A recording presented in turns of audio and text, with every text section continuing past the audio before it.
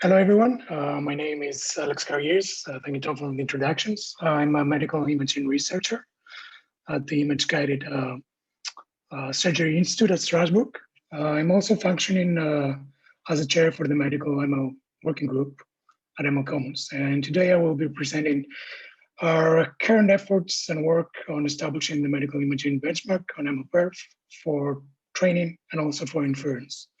Pablo Ribalda from NVIDIA has been leading the efforts on the reference implementation for the training benchmark. So in this talk, I'll be discussing more about the motivation and the need for having a medical imaging benchmark on MLPerf, and more specifically, the steps we took as a group to establish this benchmark. I'll talk about how we created an advisory board of experts to help provide guidance and feedback to our working group on selecting technical specifications for the benchmark. Finally, as with all the MLPerf benchmarks, we developed two types of benchmarks: the inference benchmark and the training benchmark. And I believe the previous speakers have discussed in detail how the philosophy behind the MLPerf benchmarking. As a note here, and for better understanding, in the inference benchmark, a pre-trained model is used as a part of a reference implementation to measure the speed to desired accuracy defined by the model's input, the data, and the metric. For the training benchmark, our reference implementation is prepared and used to measure the time to train a model to achieve a targeted accuracy. So why a 3D medical imaging, segmentation benchmark? Healthcare, as many of you might know, is a huge ecosystem consisting of many different, sub-areas and scientific areas. For example, genomics, medical records, health insurance are some areas of, the healthcare. Medical imaging is perhaps one of the major areas of healthcare delivery, and it has been in the forefront for the past, years of deep learning and applications.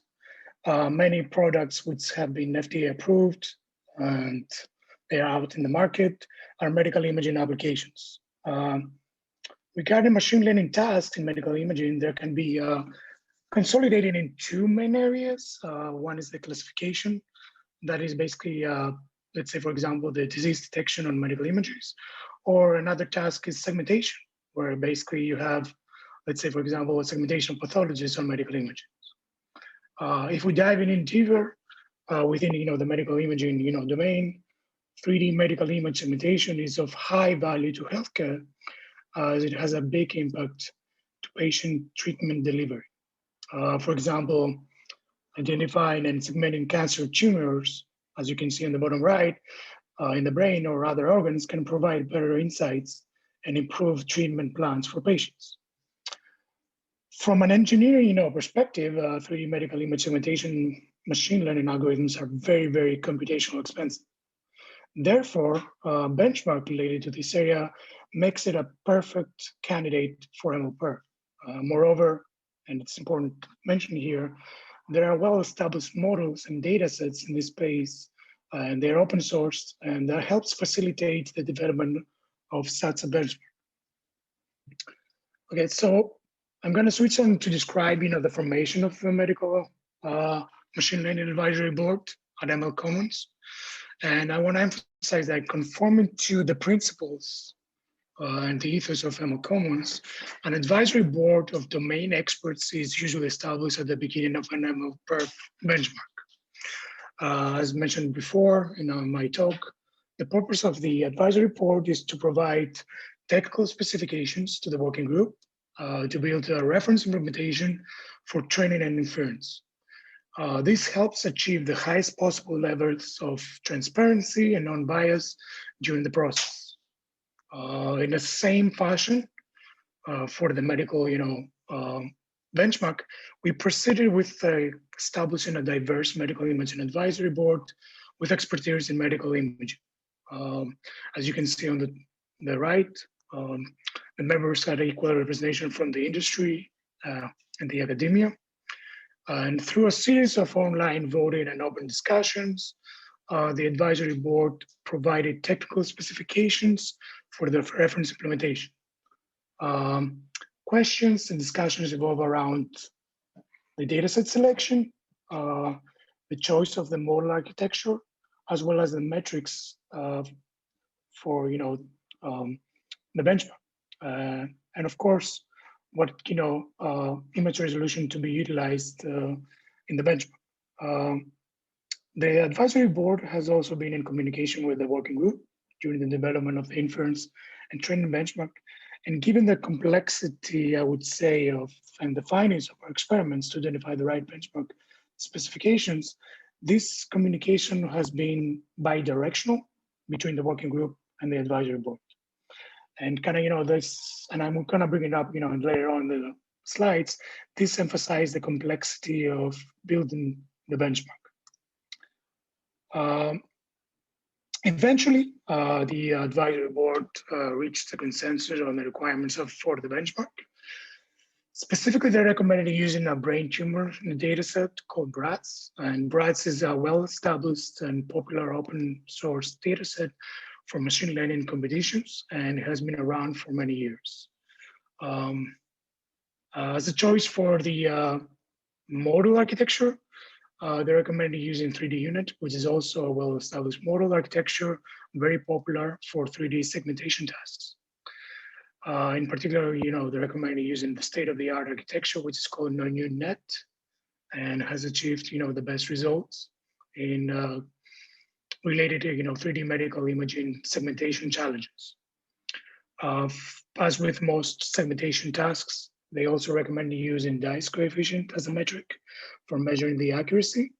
And more importantly, they emphasized on using the full resolution of the dataset's images. For inference benchmark scenarios, was also recommended to go with a data center scenario, which is basically the offline scenario, and the edge, which is basically the single stream scenario. And these are, two popular, scenarios found in the medical applications. Subsequently, a task force, which we call internally submitters group, consisting with volunteers from 3 major companies, NVIDIA, Intel, and IBM, as well as an academic institution, was established. The group was tasked to take the advisory board recommendations and proceed with the development of the reference implementation. This work, of course, would not be possible without the contribution of these individuals.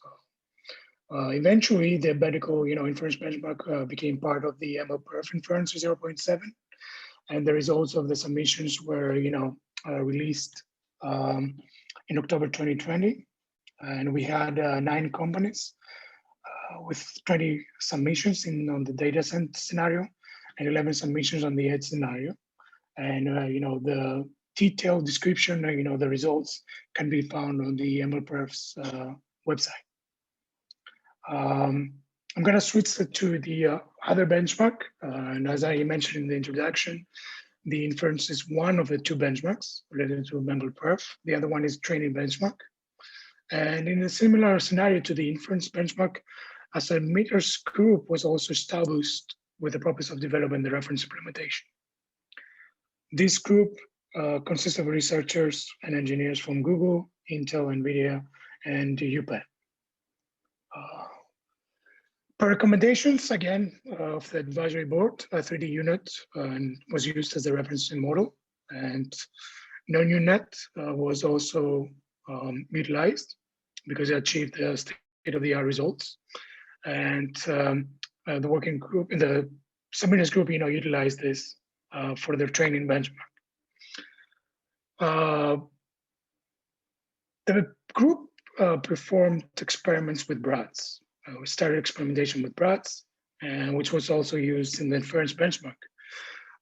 However, 2 main concerns arose from these benchmarks, from these experimentations. One concern had to do with the model convergence, and as you can see at the top right figure, the model tended to overfit. The other concern, the second concern, had to do with the time to train the model. For BRATS, the model was trained within 40 hours on a V100 GPU.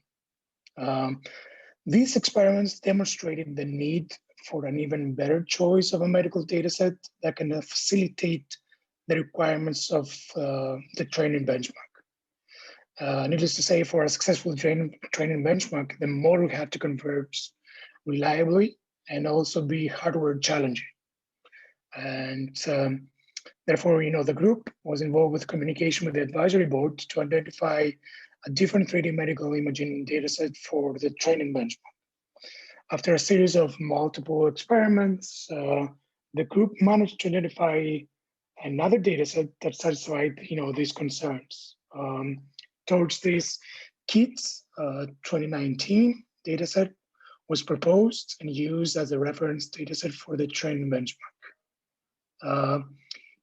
KITS 2019 is a kidney tumor segmentation dataset derived from computed tomography images, and it contains 2 annotated regions of interest, kidney and tumor.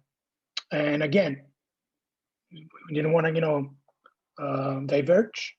The dataset, as with the BRADS dataset, is also a 3D volumetric dataset with similar image size. And as you can see at the bottom right, the convergence curves are far more reliable. There is no overfitting, and the workload is much longer, leading to 7 days of training on a V100. So this dataset makes this dataset a perfect candidate for the training benchmark. And I'm going to switch a little bit, to the logistics, so people kind of get an insight how these some of these groups work, and the logistics and the timeline to prepare the training benchmark. So the group started with these efforts in the mid-October.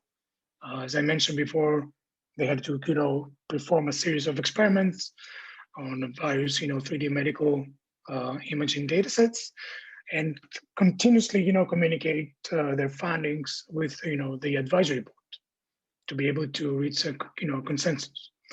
Eventually, the reference implementation consistent of the imaging, the machine learning pipeline for the training was frozen in late January this year.